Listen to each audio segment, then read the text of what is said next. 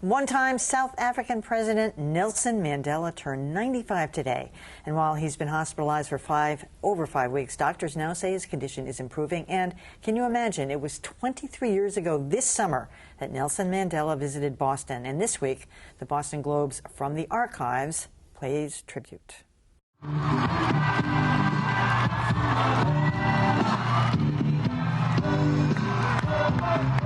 It was June 1990.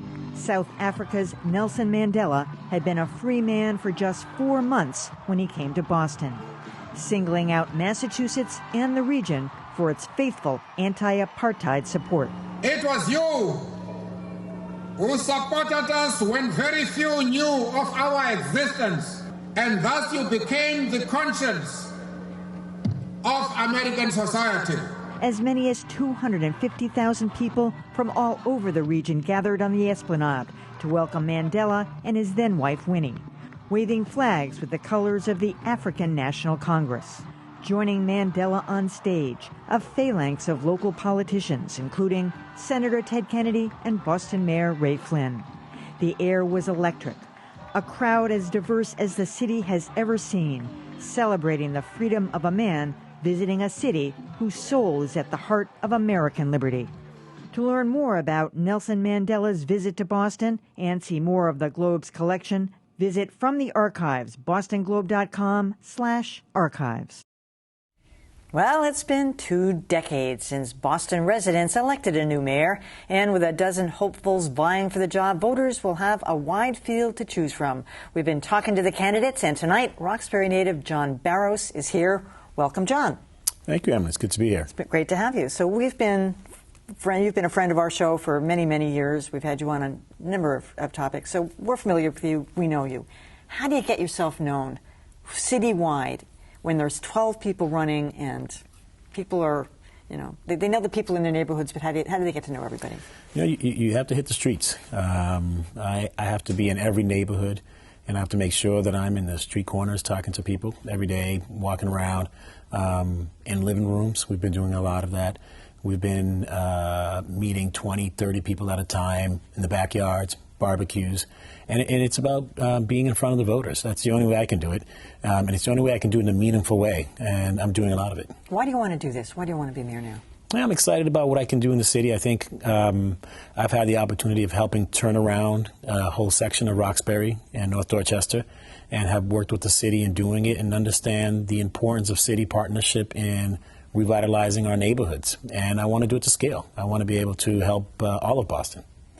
There's a number of issues that have been brewing. One of them, of course, is the casinos. And I'm wondering where you stand on the position of whether the entire city should get to vote on whether there's a casino in East Boston or whether it should just be East Boston and the contiguous neighborhoods. Well, the entire city should vote on the casino. However, East Boston should have the first vote. If East Boston accepts and wants a casino, then we've got to weigh the ramifications and what it means for the rest of the city. But I do believe in the local impact that's going to happen in East Boston and the local voice that East Boston needs to bring to this. We need to be the most sensitive to the abutters and those who are going to feel the most impact. It should go through East Boston, then a citywide vote. There's also a move in City Council to, you should know, your neighborhood is so highly affected by this. There are very few liquor licenses in Roxbury, Dorchester, Mattapan. I think there's 4 along the entire Blue Hill Avenue, which is something like 4 miles long. Should that be an easier process? Should it be opened up? Should the liquor licenses not be so expensive and less cumbersome in order to get one? Well, actually, I don't know if you know, I'm a part owner of a restaurant. Actually, I opened a restaurant and in Dorchester on Bowden Street, Restaurant Cesaria, and the liquor license was a very important part of us sustaining that business. And did you get a full one? I did. We have a full liquor license. We don't have a bar, but you can order any drink at the table with food.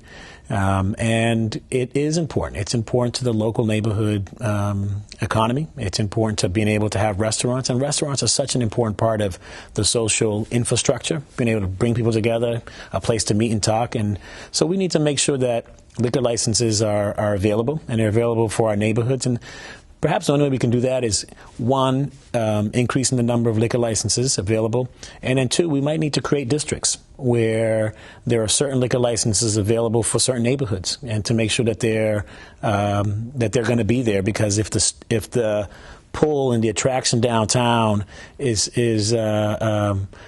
really strong, they're going to be able to pay for the liquor license and increase the pricing where the neighborhoods can't compete. Exactly. Well, Back Bay, Beacon Hill, Jamaica Plain seem to have as many as they want. Do you think it's a class thing? A race thing? It's a market demand thing, right? Most of the liquor licenses are citywide. The liquor license we own is citywide. And, if I take that liquor license and I go downtown with it, it's worth a lot more. But we've chosen to stay in the neighborhood, and that's important. And so when you have that kind of market dynamics where the innovation district is growing in leaps and bounds in other parts of the city, you're going to be able to pay more for a liquor license downtown. That's why I think localizing the number of new liquor licenses we can expand to neighborhoods where there's certain numbers that are going to exist there will help to make that market price more real for the potential businesses. One of your fellow contenders, John Connolly, has made improving Boston schools kind of the cornerstone of his campaign. You have also been very rigorous in your sense that there's got to be a better process for registering and getting the school that you want. You want to have one uniform plan. How would that work? Well, one application. I've heard from parents, continue to hear from parents, that it's too cumbersome to try to navigate all of the different application processes.